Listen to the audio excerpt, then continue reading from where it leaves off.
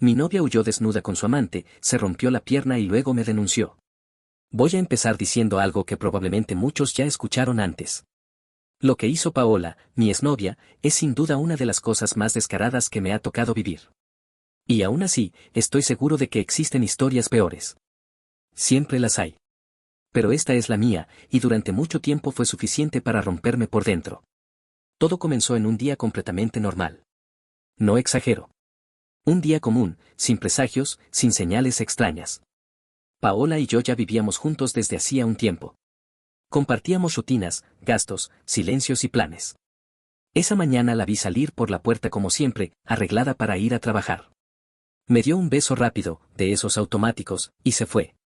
Yo me quedé con la sensación tranquila de quien cree que todo está en orden. Durante el día, incluso, me escribió mensajes cariñosos. Nada fuera de lo habitual. Un ya te extraño, un te dejé una sorpresa en el almuerzo. Detalles pequeños, pero suficientes para reforzar la idea de que nuestra relación estaba bien. Hasta ese momento, no había absolutamente nada que me hiciera dudar. Era, literalmente, un día cualquiera. El problema apareció cerca de las 4 de la tarde. A esa hora recibí una llamada que me sacó del eje por completo. Era un número desconocido. Contesté sin pensarlo demasiado y, del otro lado, una voz seria me informó que Paola estaba internada en un hospital. No me dieron demasiados detalles. Solo me dijeron que había sufrido un accidente y que necesitaban que un familiar o alguien cercano se acercara cuanto antes. Pedí permiso en el trabajo y salí de inmediato. Mi reacción fue automática. Pensé que había tenido un accidente laboral. No se me ocurrió otra cosa. Paola trabajaba en oficina, sí, pero los accidentes pasan en cualquier lado. Nunca, ni por un segundo, imaginé que lo que estaba a punto de descubrir no tenía nada que ver con su empleo. Cuando llegué al hospital, la encontré en una camilla, visiblemente lastimada, con la pierna inmovilizada. Apenas me vio, rompió en llanto. Me abrazó con una fuerza desesperada, como si yo fuera su única tabla de salvación. No lloraba solo por el dolor físico.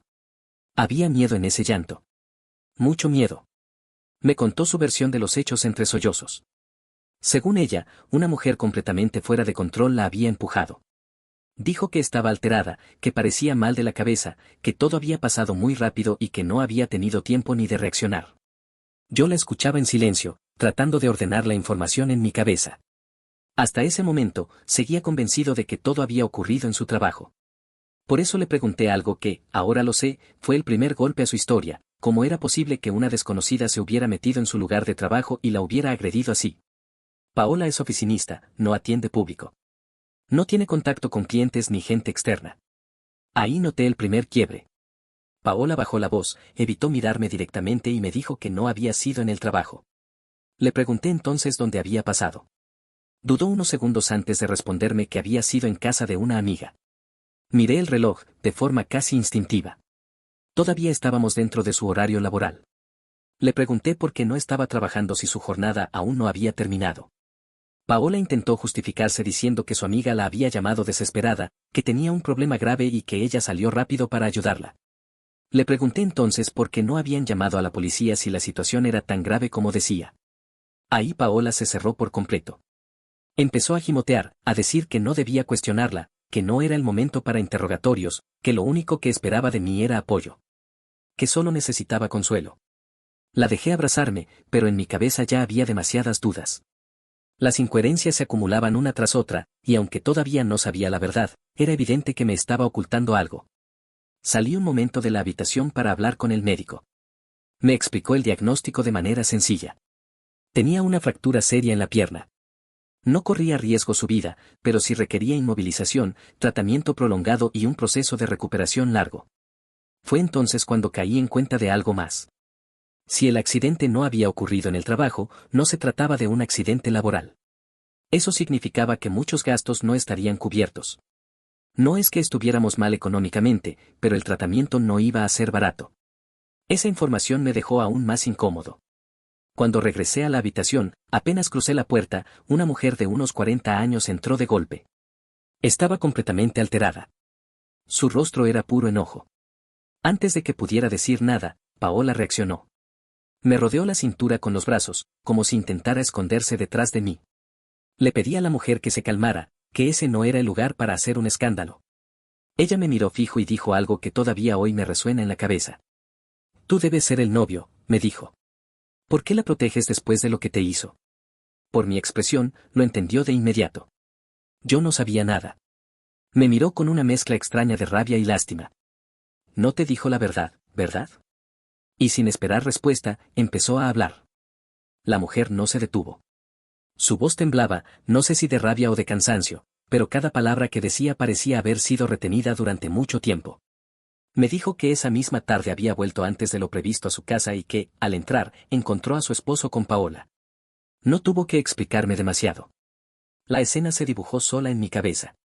Dijo que perdió el control, que intentó agredirla, que estaba fuera de sí. Mientras hablaba, Paola se aferraba a mí con más fuerza, como si apretarme pudiera borrar lo que estaba escuchando. Según su relato, Paola entró en pánico. Salió corriendo prácticamente desnuda, buscó escapar por una ventana que daba a una escalera de emergencia, de esas metálicas, estrechas y mal mantenidas.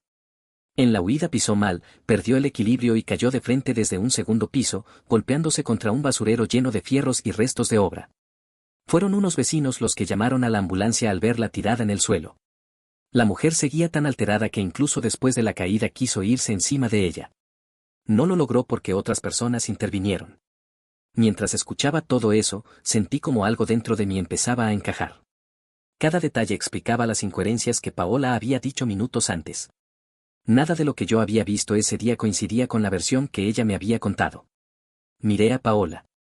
Seguía aferrada a mi cintura, con los dedos clavados en mi ropa, como si yo fuera su último refugio. La separé de mí con cuidado y la miré a los ojos. Le pedí que me dijera la verdad. No dudó ni un segundo. Me dijo que no le creyera a esa mujer.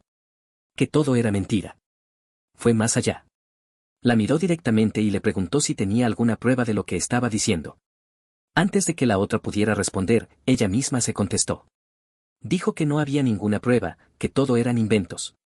Después me miró a mí y me dijo que no entendía cuál era el problema de esa mujer con ella, que la estaba acusando sin motivo, que no le creyera. En ese punto, ya no había forma de engañarme. No soy la persona más observadora del mundo, pero tampoco soy ingenuo. Todo lo que la mujer había dicho tenía demasiado sentido. Me quedé quieto unos segundos, procesando lo que acababa de escuchar. Sentí una mezcla pesada de enojo y decepción.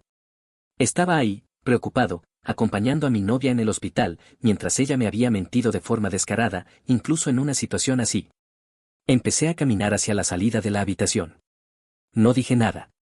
Paola reaccionó de inmediato. Me agarró de la camisa con fuerza, casi clavándome los dedos, y me pidió que no me fuera. Me dijo que no la dejara sola, que esa mujer estaba loca, que la iba a lastimar. Ya no hablaba como alguien herido, sino como alguien desesperado por perder el control de la situación. No le respondí. Me solté y salí de la habitación. No sé qué más pasó ahí después de que me fui, y siendo honesto, tampoco me interesó averiguarlo. Para mí, todo terminó en ese instante. No hubo una conversación final ni un cierre formal. La relación se acabó ahí mismo, en ese hospital. Como vivíamos juntos, regresé directamente a la casa. Empecé a juntar todas las cosas de Paola. Ropa, objetos personales, lo básico. Lo hice yo mismo, sin drama. Mi idea inicial era simple, llevar sus cosas y dejarlas en el jardín interno de la casa de sus padres, sin tocar el timbre, sin hablar con nadie. Pero no salió así. Sus padres me vieron. Salieron enseguida y me preguntaron qué estaba haciendo, por qué estaba dejando las cosas de su hija ahí, especialmente en un momento en el que ella estaba internada. Me reclamaron cómo podía abandonarla cuando más necesitaba apoyo. Ahí entendí algo importante. Paola no les había contado la historia completa. Les dije lo que había pasado. Tal como fue. No adorné nada. Ellos se miraron entre sí y negaron con la cabeza. Dijeron que eso no podía ser cierto, que su hija no era capaz de algo así, que seguramente había un malentendido. No me quedé más tiempo. Si querían creerme o no, ya no era asunto mío. Para mí, todo eso ya había terminado. Pensé que con eso todo quedaba atrás. Bloqueé los mensajes de Paola, ignoré sus llamadas y me obligué a seguir con mi rutina. No fue fácil, pero estaba convencido de que era lo mejor. Dar vuelta a la página, cerrar el capítulo y seguir adelante. No tenía ganas de discutir, de pedir explicaciones ni de escuchar disculpas tardías. Para mí, la relación había muerto ese día en el hospital. Pero la vida tiene una forma particular de no dejar las cosas quietas. Yo soy abogado. Trabajo en un estudio jurídico desde hace años. Y pocos días después de todo eso, recibí una visita que no esperaba. Era la mujer que había irrumpido en la habitación del hospital. Esmeralda. Llegó seria, directa, sin rodeos. Me dijo que necesitaba representación legal. Paola la había denunciado. La acusaba formalmente de haberle causado las lesiones y estaba exigiendo una indemnización. Cuando escuché eso, no supe si reírme o indignarme. Después de todo lo que había hecho, después de haberme mentido, engañado y manipulado, todavía tenía el descaro de presentarse como víctima. Acepté el caso. No voy a fingir que fue solo por profesionalismo. Claro que había una razón laboral, pero también sabía que la verdad estaba del lado de Esmeralda. Y, siendo honesto, una parte de mí sintió que era una forma de cerrar el círculo de la manera correcta. Cuando empecé a revisar el expediente, confirmé todo lo que hasta ese momento solo conocía de forma fragmentada. Esmeralda tenía cámaras de seguridad en la zona cercana a su casa. No apuntaban directamente al interior, pero sí cubrían la escalera de emergencia y el área exterior. El video era claro. Se veía a Paola huyendo apresurada, mal vestida, desorientada. Se veía cómo pisaba mal, cómo perdía el equilibrio y cómo caía. No había empujón. No había contacto físico previo. No había agresión. Nada de lo que Paola había declarado coincidía con las imágenes. Su denuncia estaba llena de inconsistencias. Horarios que no cerraban, versiones que cambiaban, lagunas convenientes cuando se le pedían detalles concretos. En contraste, Esmeralda fue siempre precisa. Fría. Controlada. No hablaba desde la rabia, sino desde los hechos. Muchas de las decisiones estratégicas del caso salieron directamente de ella. Yo me limité a darles forma legal. En paralelo, otro colega del mismo estudio llevaba el divorcio de Esmeralda con su esposo, el amante de Paola. En algún momento cruzamos información y me comentó algo que me llamó la atención. El tipo estaba colaborando. Incluso había aceptado declarar a favor de Esmeralda. Eso no era común. Le pregunté a Esmeralda cómo había logrado que él no se retractara. Me miró, sonrió apenas, de una forma difícil de leer, y me dijo que no me preocupara, que su versión no iba a cambiar. Lo dijo con una seguridad que me descolocó. Más adelante, supe que el hombre había cedido propiedades, acuerdos económicos y condiciones que normalmente alguien pelearía hasta el final.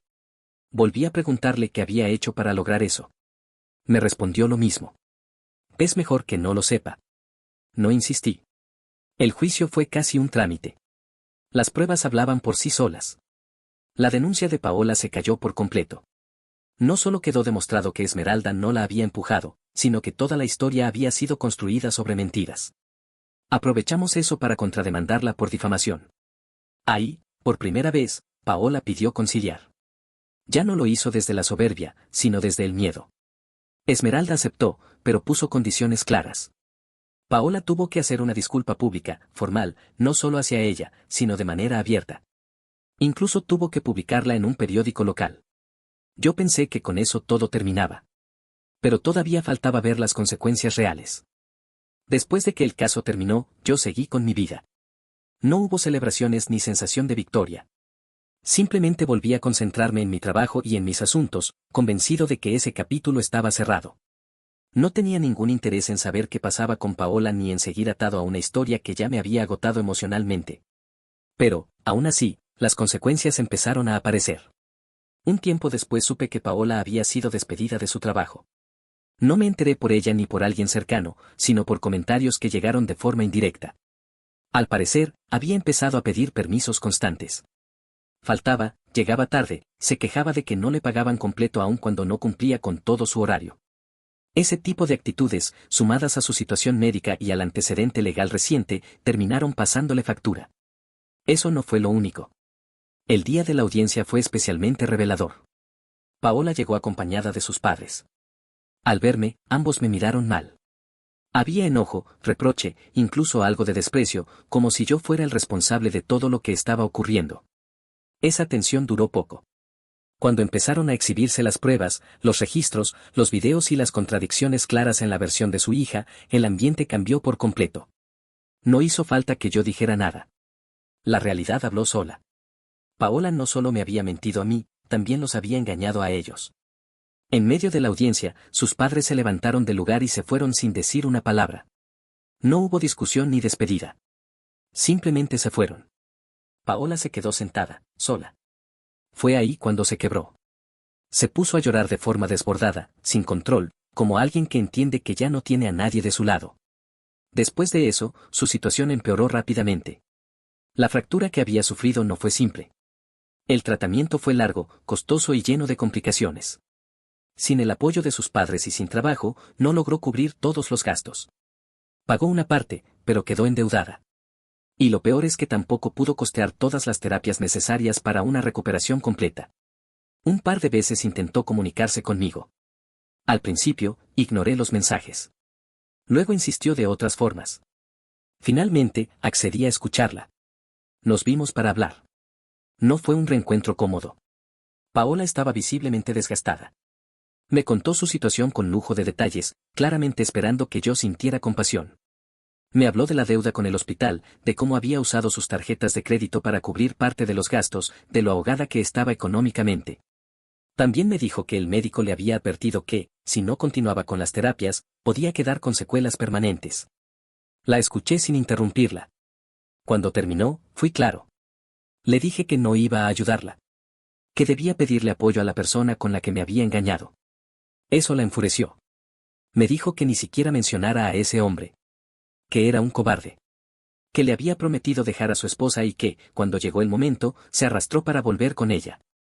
Mientras hablaba, se dio cuenta de que estaba diciendo demasiado. Intentó corregirse, diciendo que eso no venía al caso. Que no había ido a hablar de él, sino a pedirme ayuda.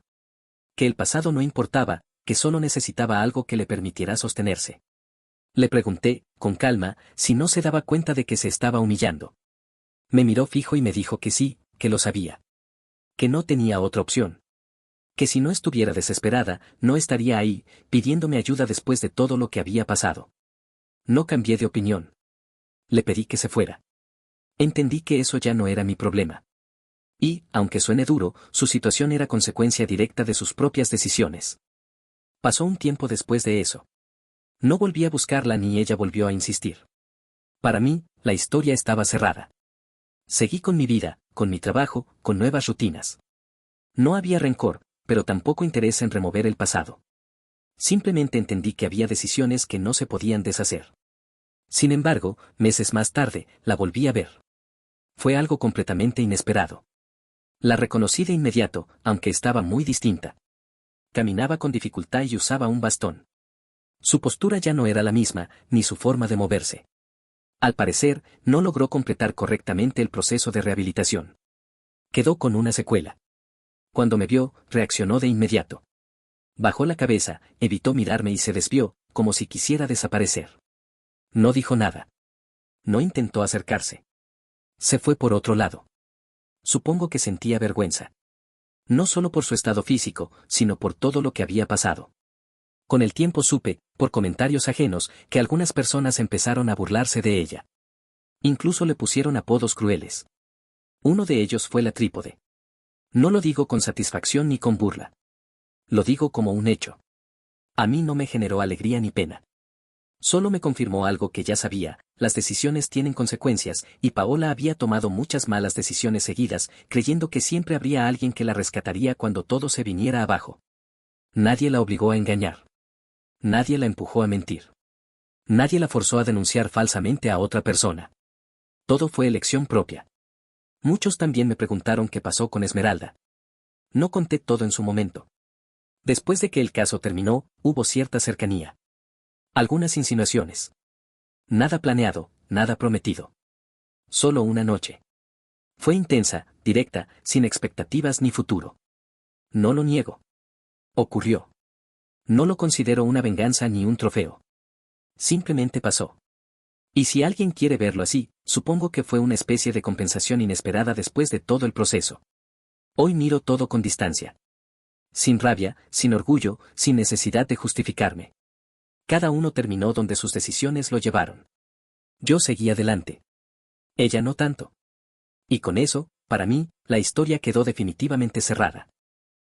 No olvides dejar tu opinión en los comentarios, dejar tu like y compartir este video.